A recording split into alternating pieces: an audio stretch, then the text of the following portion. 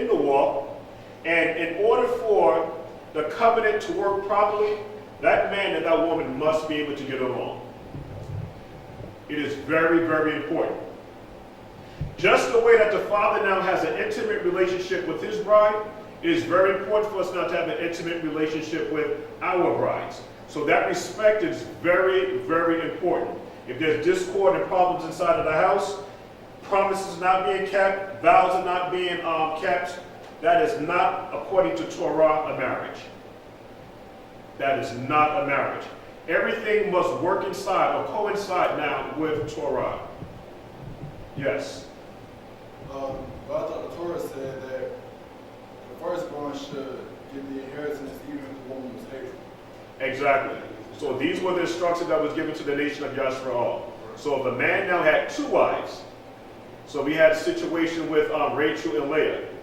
If you love one woman and you dislike the other woman, if the woman who's an Israelite woman, if she's disliked and she had a son for you, and then later on, the woman that you love who's an Israelite woman, if she had a son, you can't say, listen, you know what, well, I love her more than the other one, so I'm going to make the woman that I love make her son the heir. But again, there would have to be Israelites, is the point that I'm trying to make. You see the situation with Sarah and Hagar. Ishmael was the oldest, okay? But in order for this whole covenant to work, it is very important that we understand the seed of, or the lineage of the woman. We put this right here, the lineage of the woman and the lineage of the man. The lineage of the man. That's very important because Abraham and Sarah were of the same lineage. So lineage is extremely important. So again, we talked about inheritance here, and Japheth was actually now the firstborn. Are there any questions with anything? Anything that anybody wanted to expound on or share? Anything that we have here? Everybody's told? Okay. Because I know that's something that it's kind of hard for a lot of people to digest. The importance of both men and women being able to function properly inside of Torah. It's a beautiful thing. Absolutely. Hallelujah. Now Gilead's wife bare him sons, and his wife's sons grew up, and they thrust out Japheth and said unto him, Thou shalt not inherit in our father's house, for thou art the son of a strange woman. Then Japheth fled from his brethren and dwelt in the land of Tob. And there was gathered vain men to Japheth and went out with him. But it came to pass in process of time that the children of Ammon made war against Israel.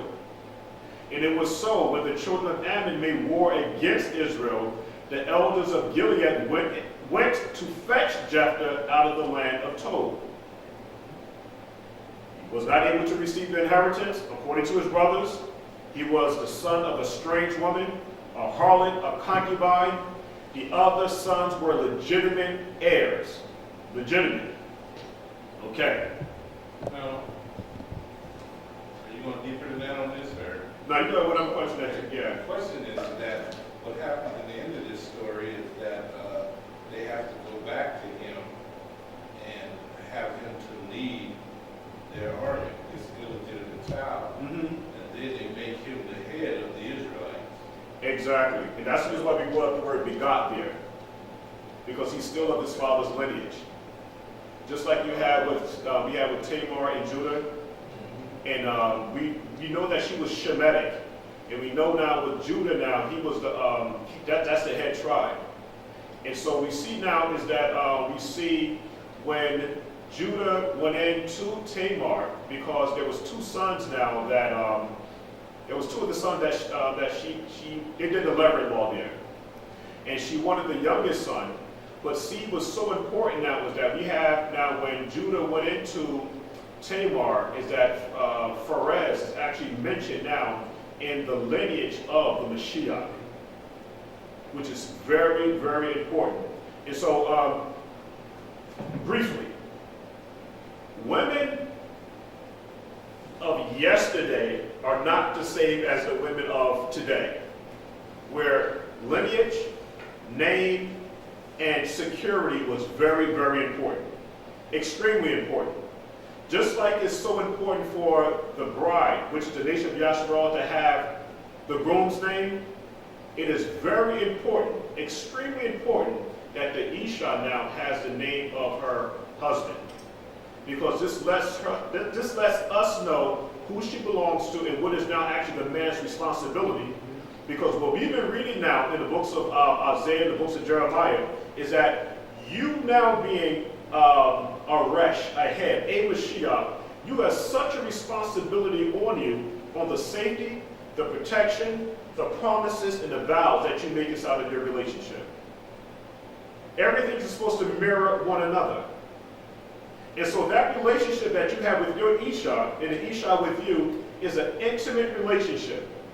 It's the most serious relationship that you could ever come into as an adult. Nothing more greater than that, because you now have a bond. There's an agreement between two parties now where she's expecting you to uphold your end of the bargain and you're expecting her to uphold her end of the bargain. So collectively now it makes up a family, and this is what the Father has been trying to share with us from day one. And we had asked the question last week now, can a man break his vow that he makes with his Isha? He can break his vow. Okay, great. We're talking about the broken promises, the broken vows that the bride has made, and how the groom has kept every single promise and vow that he's made to the bride. How can now the Ish, his Isha is looking up to him, okay, to be that Mashiyach in their relationship. A well without water is useless. Right. So how good is your word? If you can break a vow that you've made to your Isha, how can she now depend on anything that you say? Yeah, I'm thinking something else. I'm thinking if she committed fornication, but she, at that point, you can ask her for, you can break the vow, but she actually broke the vow first. So that allows you to break it. And that allows you to walk out of it. But if she hasn't broken the vow first, then you still have to stay in it. When we broke the vow with Messiah, he turned around, he can't turn around and love us so much that he died to bring that relationship back. Right. So I get it now. Yeah, okay, hallelujah. Hallelujah. Gotcha. Okay.